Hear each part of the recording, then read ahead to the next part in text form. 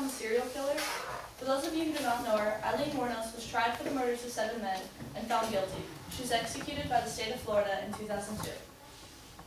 Today we're going to explore the link between crime and education. We're going to examine the studies and look at the statistics. We will find out if a better educated population is also a more law-abiding population. Based on my research, I believe that a higher education can result in a lower crime rate. Eileen is perhaps an extreme example, so let us first look at gang-related crime. Based on a gang homicide study in LA, based on a gang homicide study conducted in LA, gang-related homicides in LA County rose from 349 deaths in 1999 to 587 in 2001. The total number of homicides in 1999 was 891. In 2001, that number rose to 1,070. Since 2005, research shows that the number of gang members has increased by nearly 200,000. It is true these are old statistics, but the implications are clear. Crime is on the rise. A case study conducted by the Economic Department of UCLA shows that high school dropouts are more likely to commit crimes and follow a course of crime than those who stay in school. It is patently obvious that there is a direct correlation between education and crime. A better educated society seems to be one that is less prone to criminal tendencies. According to numerous studies conducted by both government and non-government organizations, most people who choose a life of crime seem to be less educated than those who are not. The United States Department of Justice states the typical offender is undereducated, unemployed, and living in poverty before incarceration. There seems to be an increase in high school dropout rate. It is usually the case that children who are not in school are usually in trouble. In many instances, these kids first indulge in petty crime. However, this soon becomes a pattern. Children who do not have the discipline and structure of school life seek similar structure from other avenues like gangs. It is clear that an initial lack of education is negatively affecting the crime rate. It is also clear that a continued lack of education is perpetuating the problem. A staggering 19% of adult inmates in the United States prison systems are illiterate. Up to 60% are functionally illiterate. Since the problem of the undereducation persists, we see an extraordinarily high rate of recidivism or return offenders. In the United States, 41 to 71% of inmates will reoffend and return to prison within 2 years. The problem is two-pronged. On the one hand, you have an increasing number of high school dropouts gravitating toward crime. On the other hand, we see staggering high numbers of people who will become career criminals. Furthermore, if allowed to continue, we can only imagine that the situation will deteriorate, costing the taxpayers a lot. The average annual cost per inmate is $22,600. Zoe, do you make that a year? All right. We've determined the cost to be a lack of education. Oh, neither do I, by the way. We've determined the cause to be a lack of education.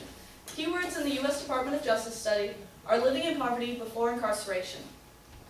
Research shows that 75% of American state prison inmates, 59% of federal inmates, and 69% of jail inmates did not complete high school. Unfortunately, the cycle of undereducation seems to repeat itself. Many kids who drop out of high school come from families with a marked lack of education themselves. It is difficult for a child to see a high school dropout parent as a role model, and easier for them to follow in the family's footsteps.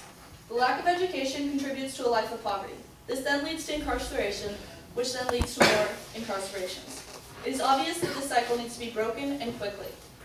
While there are programs like Boys and Girls Club and Big Brothers and Big Sisters, as well as other mentoring programs, they are obviously not enough. A real and dedicated effort needs to be made to keep these kids in school.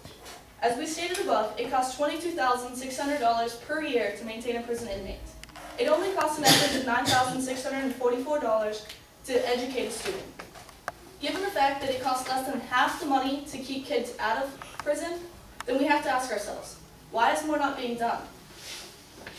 Translated into savings, every dollar spent on education returns more than $2 to the citizens in prison costs alone. If we cannot look at this from a moral standpoint, let us at least address it from a financial one. Research done by the U.S. Department of Education shows that people with a high school diploma or more earn higher wages through legitimate work. This breaks the poverty cycle and reduces that person's perceived need to commit a crime. It also raises the potential cost of that time, getting caught and incarcerated, to unacceptable levels. So in a nutshell, an educated person has more to lose. If criminal behavior starts in youth and continues into adulthood, then keeping adolescents in class and off the streets will prevent later criminal behavior. For those who are already incarcerated, education is also the answer. A 1997 Correctional Education Association study shows that simply attending school while behind bars reduces the likelihood of reincarceration by 29%. There's more than $5 billion awarded in Pell Grants each year. Only $43 million is awarded to inmates. That is less than 1/10 of 1%. The number obviously needs to increase if we are going to make an actual attempt to rehabilitate these young criminals. Organizations like Back on Track need to be given the funding and encouragement they require. Back on Track is a program in which first-time offenders are released from county jail and placed directly into an intensive 12-month full-time program at Goodwill Industries. The program requires those previously incarcerated to obtain their GED, attend community college, and hold down a job, pay child support if necessary, and not only act as a responsible parent, but also as a responsible neighbor. The program seems to be a bargain for taxpayers.